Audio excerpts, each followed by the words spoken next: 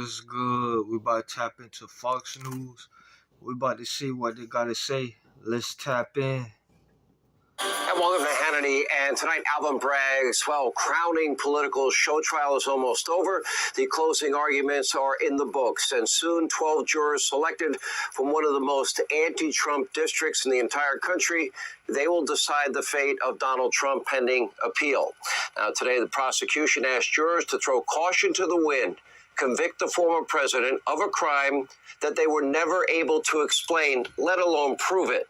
In fact, Bragg wants the jury to hand down 34 felony convictions based on what we have been saying from the beginning, a novel legal theory surrounding a misdemeanor document labeling allegation well past the statute of limitations, upcharged to a felony because of this mysterious election law violation that was never charged or prosecuted ever anywhere in America. And this entire convoluted case relies on one witness, a convicted liar, admitted liar, disbarred lawyer by the name of Michael Cohen.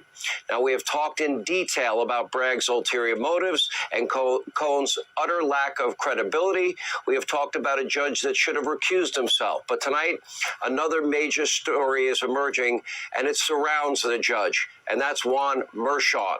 The Biden donating judge has now placed basically cinder blocks on the scales of justice. First, he attempted to silence Donald Trump with an unconstitutional gag order. Next, he allowed the prosecution to run wild with speculation and insinuate in court that Trump was guilty of phantom election violations that were charged or that weren't even charged or prosecuted.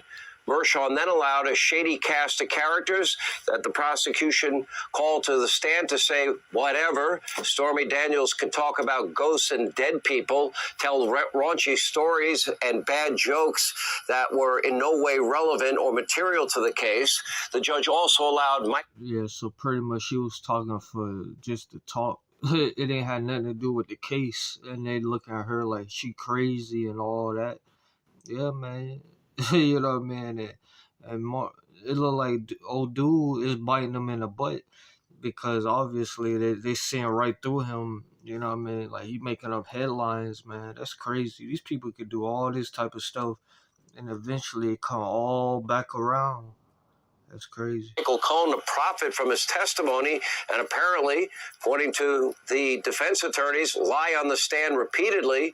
According to our own Trey Gowdy, the defense gave up objecting because it was almost never sustained by the judge. But when it came to the defense, Judge Merchan sustained almost every objection. What is he doing? Hamstringing witnesses, yelling at Trump's lawyers, openly rebuking one witness in front of the jury. Judge Merchan's disdain for all things Trump, it was palpable from beginning to end. But his adherence to the law was nowhere to be found. This is, by every measure, a travesty of justice perpetrated by Judge Juan Merchan. Make no mistakes, there is no credible evidence in this case of any crime committed by Donald J. Trump. The prosecution's star witness was not just a thief, but also admitted convicted liar. And as Trump's attorneys put it, Cohen is the MVP of liars. In closing argument, that man called him the MVP, a liar, a thief, a con man. You know what I mean? Dang, man. That man looking like a sad picture in that picture. Dang, I mean, but it's catching up, man. You making up stuff, man. Now people looking at you like a clown. You gotta live up to that. You gotta live up to the circus hype. You gotta live up to it. That's really a clown for real. They referred to Cohen as the gloat, the greatest liar of all time. He lied on his taxes. He lied to his bank. He lied to the Mueller investigation team. He lied to a federal judge. He lied to Congress on multiple occasions, lied to his family, and lied to the media. And during this current trial, Cohen was accused of lying on the stand during multiple occasions. Keep in mind, a non-disclosure agreement, it is not a crime. Paying a publication, working with a publication like the National Enquirer, what they call catch and kill about a story, That is also not a crime. The prosecution wants jurors to believe that the way those payments were labeled was incorrect and illegal and some type of federal election fraud. These payments were to Trump's attorney. They were labeled a legal expense because that's what they were. Ultimately, the burden of proof is supposed to be with the prosecution, and they have proved nothing.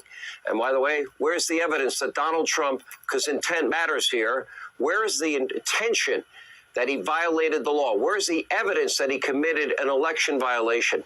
Why should anyone believe that Michael Cohen is telling the truth this time?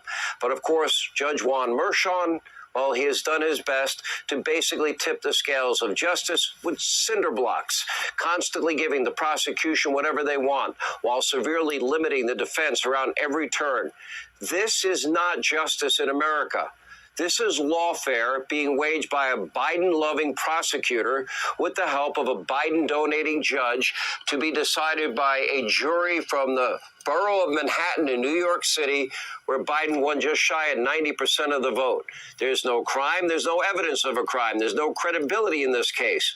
But a jury might well vote to convict simply because Donald Trump is on trial with a judge that obviously wants him convicted. What did I say from the beginning of this trial? Donald Trump cannot get a fair trial in New York City, regardless of the outcome. He did not get a fair trial in New York City. And for the record, Mar-a-Lago is not worth only $18 million, much closer to $1 billion, maybe more. But according to the Biden White House, this is fair and equal justice. It's not political. Except today, well, the Biden campaign, they decided to have a campaign photo op in front of the courthouse. Now, of course, Joe wasn't there. In his place, the campaign rolled out the 80-year-old Robert De Niro to rant and rave and hem and haw and yell and pretend to be a tough guy like he was in Goodfellas. Take a look. This city is pretty accommodating. We make room for clowns. We have them all over the city. People who do crazy things in the street, we tolerate it. It's part of the city. It's part of the culture. But not a person like Trump. Under Trump, this kind of government will perish from the earth. I don't mean to scare you. No, wait. Maybe I do mean to scare you. If Trump returns to the White House, you can kiss these freedoms goodbye that we all take for granted. And elections, forget about it. That's over. That's done. If he gets in, I can tell you right now, he will never leave. Forget about it. All right. Anyway, like Biden, De Niro's best years are behind him. Sadly, he suffers from one of the worst cases of Trump derangement syndrome we've ever seen. Contrary to what you heard from De Niro, the greatest threat to our American republic, this great republic of ours, this constitutional republic, is not from the guy facing real prison time because of this political show trial. Instead, it would be the far-left prosecutors, the bureaucrats who have turned your system of justice into a tool for political retribution. Our constitutional republic, be damned. Equal justice under the law, be damned. Equal application of our laws, be damned. Welcome to Joe Biden's America. Hey, Sean Hannity here. Y'all let me know. I mean, nah, it's crazy. It's crazy, man. Like, a lot of people don't want to see Trump back in office, but I feel like Trump going to end up back in office because clearly, like, what is Biden doing? Like, you feel me? Like, he's not doing nothing, man. Not doing nothing, man. And then it's like people making false allegations against Trump.